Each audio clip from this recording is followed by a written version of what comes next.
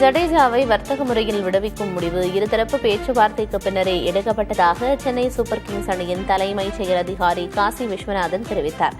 இது தொடர்பாக காணொலி வெளியிட்டுள்ள அவர், சிஎஸ்கேவுக்கு தேவைப்பட்ட இந்திய டாப் ஆர்டர் பேட்ஸ்மேன்களை மினி ஏலத்தில் பெற முடியாது என்பதால் சஞ்சு சாம்சன் போன்ற வீரருக்காக ஜடேஜா மற்றும் சாம் கரனை மாற்றும் நிலை ஏற்பட்டதாக தெரிவித்தார். அணியின் பல முக்கிய வீரர்கள் ஓய்வு பெறும் நிலையில் இருப்பதால் அடுத்த 2 ஆண்டுகளுக்குள் புதிய அணியை கட்டமைக்கவே இந்த கடினமான முடிவு எடுக்கப்பட்டதாகவும் ரசிகர்கள் வருத்தப்பட வேண்டாம் என்றும் அவர் கேட்டுக் கொண்டார்.